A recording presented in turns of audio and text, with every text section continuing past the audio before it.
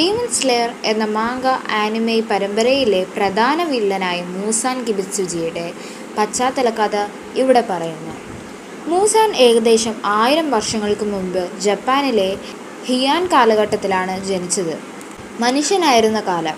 ഗർഭപാത്രത്തിൽ വച്ച് പലതവണ ഹൃദയമിടിപ്പ് നിലച്ചതിനാൽ മരിച്ചാണ് ജനിച്ചതെന്നാണ് കരുതിയിരുന്നത്. എന്നാൽ ദഹിപ്പിക്കാൻ കൊണ്ടുപോകുന്നതിനിടയിൽ അവൻ കരഞ്ഞു. അങ്ങനെ മരണത്തിൽ നിന്ന് കഷ്ടിച്ച് രക്ഷപ്പെട്ടു. ചെറുപ്പം മുതലേ മാറാരോഗിയായിരുന്ന മൂസാൻ 20 വയസ്സിനു മുൻപ് മരിക്കുമെന്ന് ഡോക്ടർമാർ വിധിയെഴുതി. ഡോക്ടറുടെ പരീക്ഷണം. മരണഭയത്താൽ ഒരു ഡോക്ടർ നൽകിയ പരീക്ഷണാത്മക മരുന്ന് കഴിക്കാൻ മൂസാൻ തയ്യാറായി.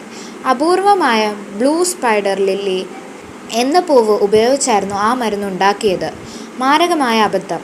മരുന്ന് കഴിച്ചതിന് ശേഷം തൻ്റെ രോഗാവസ്ഥ കൂടുതൽ വഷളായെന്ന് തോന്നിയ മൂസാൻ ദേഷ്യം നിയന്ത്രിക്കാനാവാതെ ആ ഡോക്ടറെ കൊലപ്പെടുത്തി. എന്നാൽ ഡോക്ടറെ കൊന്നതിനു ശേഷമാണ് തൻ്റെ ശരീരത്തിൽ മരുന്ന് പ്രവർത്തിച്ചു തുടങ്ങിയതായി മൂസാൻ മനസ്സിലാക്കിയത്. ഡീമനായി മാറിയത്. മരുന്ന് കാരണം മൂസാൻ അമാനുഷികമായ ശക്തിയും ആരോഗ്യവും ലഭിച്ചു. എന്നാൽ ഇതോടൊപ്പം അവന് മനുഷ്യൻ്റെ മാംസവും രക്തവും കഴിക്കാനുള്ള ആഗ്രഹമുണ്ടായി. മാത്രമല്ല പകൽ വെളിച്ചത്തിൽ പുറത്തിറങ്ങാൻ കഴിയാതാവുകയും ചെയ്തു. അങ്ങനെ അവൻ ആദ്യ ഡീമനായി മാറി. ലക്ഷ്യങ്ങൾ.